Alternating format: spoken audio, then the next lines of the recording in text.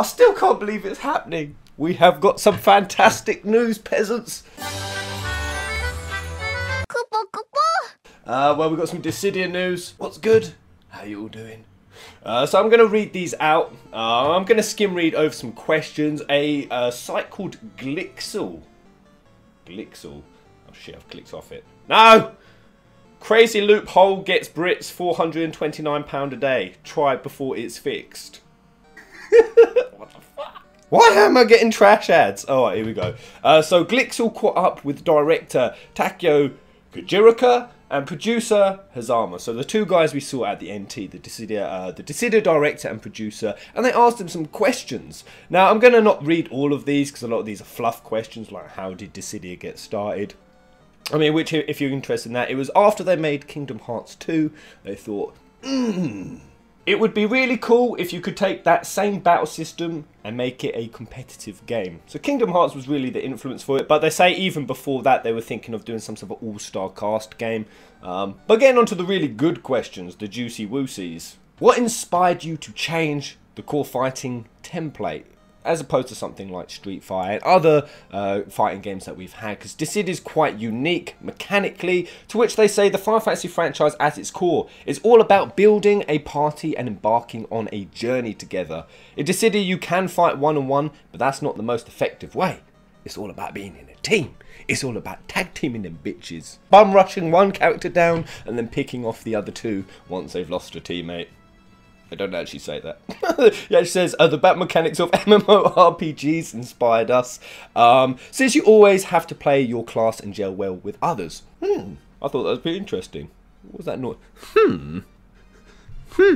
And he kind of asks this question again in different ways, and he says this same thing about it being a team fighting game. For example, can you describe how the balancing power works in a game as unique as Dissidia? And he says, in a one-on-one fighting game, the ideal is each character has an equal chance of beating another. Of course, that is the ideal scenario. That ain't ever gonna happen. But he says some matchups might differ, but it should average out to be about the same. In a one-on-one. And we haven't heard that there's going to be one-on-one in this Dissidia. I don't know, maybe it's something they are thinking about. But we purposely made Dissidia in a different paradigm. Oh my god, I said this for the first year that I played FF13. Paradigm!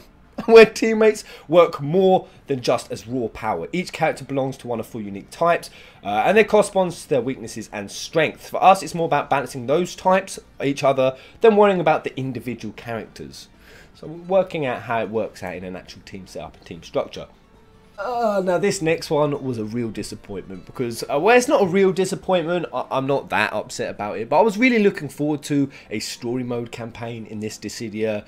You know, with these kind of graphics and how far the voice acting has come, I was really hoping they would be doing it, but as time went on, they've kind of watered down their language to the point where this is where we now stand. A lot of people associate the FF name with a pure narrative. Will Dissidia NT have a story?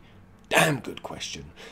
To which the unfortunate response is, unlike the PSP version, we decided not to include an RPG-like story mode when you're going on the journey. Creating a mode like that to the standards of Final Fantasy and the PS4 would have really strained our resources. We wanted to focus more on the quality of the fighting itself, as that's the core of Dissidia NT. There is a story in the game. There's a little bit of hope that's told through cutscenes, but the structure doesn't really exist in the same way it did in the original PSP. So yeah, I get it. Like, I totally understand. I can respect it. You know, they're doing it within their limitations. They're doing it within their means. They know that going for that story campaign is going to be far too resourceful, but I'm still disappointed nonetheless. What I would say though is don't give up. That's just talking about at launch. Like, I really don't imagine, you know, if Dissidia does take off in a big way, I really think they're going to end up pushing storyline. It's kind of like the natural evolution, the next step if the game gets big enough. Overwatch, for example, it had story and it always planned to have story, but never to the degree it has now, where there's, you know, there's cinematics, there's these whole story arcs going on, and there's even now a campaign for the story. So we've seen it for a game like Overwatch, where the demand for a story is going to be way less than what it is for Dissidia NT. So I think the developers will eventually buckle on this point. Next question. Do you see Dissidia as a tournament quality fighting game? Do you want it to be at EVO? Do you want it? Or do you want it to be more just for the casual Final Fantasy fan? So yeah, this is something, because I'm a competitive motherfucker, that I've been really keeping my eye close to. And the director simply says, it's more that we're greedy enough to want both. So we're looking to make it appeal to both the pick up and play customer and the true enthusiasts. I'm really curious about how they plan to go forward. Global tournaments and getting on tournament stage, it's not something that just happens. I mean, it can sometimes just happen if the game, but more often than not, it needs some sort of push and guidance from the developer. So I was really hoping he'd elaborate, you know, how they plan to see it getting to that kind of status, but no news on that yet, guys. And now getting down to the final questions, how do you assign the types of characters? And the interviewer asked, for example, Titus in the original game, he's fairly average, but in Dissidia you've made him a speedster character, a fast-moving agility character. And the director says, we look at the original titles, of course, but a lot of us working on the game are Final Fantasy devotees ourselves. We've grown up with them, we have our own ideas on how the characters should move and behave. We discuss it among ourselves when we find that a character seems to overlap. We accentuate certain aspects of characters that perhaps didn't come up in their original game. Fair, clean, yeah, I respect that response, man. I mean, it makes sense. If, for example, they do bring Zack, or they do bring Ardyn, they're going to have to find a way to make them wildly different to, you know, Zack to his counterpart Cloud. Their fighting styles aren't that different. So they're going to have to, you know, there's always going to be a character in Dissidia that isn't acting or moving exactly the same way they did in the original game. So I get that. And the last question, does it feel strange, or second to last, to make a game with all these iconic characters? Do you ever feel like you're playing with somebody else's toys? I thought that was a funny question. I feel a tremendous amount of responsibility since these characters were made by different creators who I respect and cherish. We insist on talking to those people to make sure these characters align with their original vision. Now, that was an interesting line. We talk to the person who made the character. Now, that's a hell of a lot of people to talk to. And I mean, he must do, because he kind of says here, we work in the same company, but Square Enix is massive. So this is a huge undertaking. I'm just glad we're able to make a title like this. It's only through the respect of those creators and the players themselves that I'm able to be confident in Dissidia as a franchise. Oh, I don't know how I feel about this.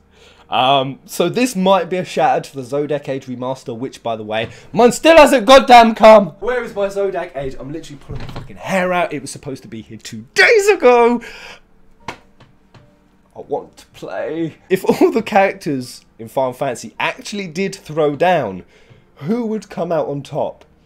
To which I think Hamaza said, I really do think that the cast from Final Fantasy XII could just wreck everybody. Although maybe Shantoto could just copy herself until she beat you. She hasn't really had an opportunity to use all her powers yet, so who knows? It's one of those. For sure. Now, I agree on the Shantoto point. Shantoto is crazy. The only one who can beat Shantoto is Shantoto. She can step into universes and destroy them if she wants to. Just take over. That's part of her lore. But Final Fantasy XII cast could just wreck everybody. What? Could they? I mean, Final Fantasy XII cast, I love the cast, by the way, and I love the game, but they're fairly average in terms of everything. Strength, agility, speed, magic. I can't see if Final Fantasy XII went up against the 7 crew, or certainly the 7 Advent Children crew, how they'd win. I certainly can't see them beating the 13 crew either, the Lassie.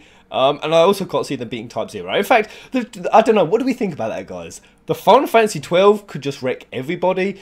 When I read that, that really took me by surprise. I mean, maybe there's something in the 12 cast I'm not seeing, but I think there's a lot of other casts in games that are just stronger. Their universes are stronger, and the level at which they fight and perform is stronger. But the absolute final question, I think I've said this 4 questions back.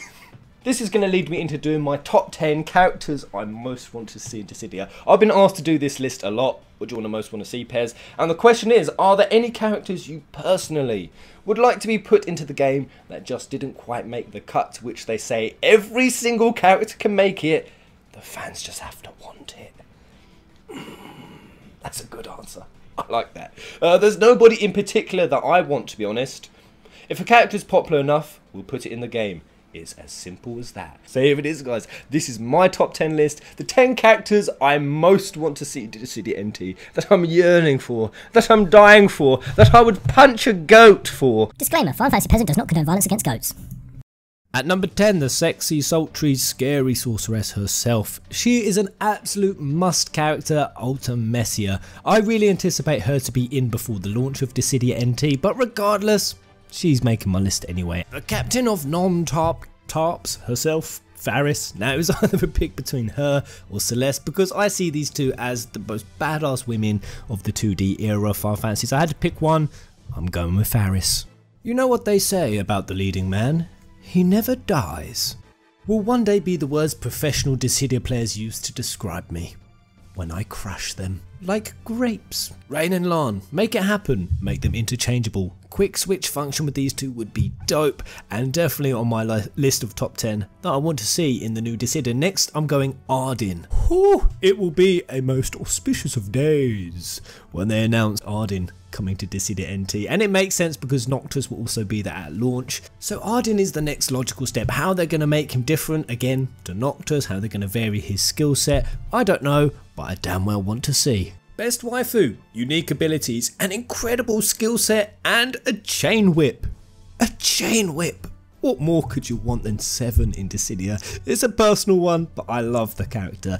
Then I'm going Yuna. The High Summoner has to happen. I mean, she's just a given, a standard, just like Tifa. Tifa from Final Fantasy VII. We all want to smash with Tifa.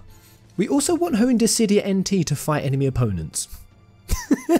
Again, this is just my own personal opinion, my own subjective list, and to Edge, I pledge he is a ledge. The thought of seeing this ambidextrous ninja king bring his crazy assassin skills into Dissidia NT, oh, it makes me shiver. Sure, I'll happily settle with Yuffie to wield giant crazy shurikens like a huge mobile NutriBullet, but personally I'd much rather play Edge, and my number 1 spot goes to Caius Ballard.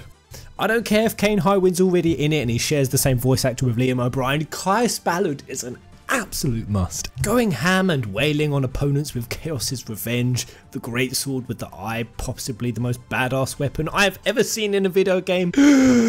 Me wants it.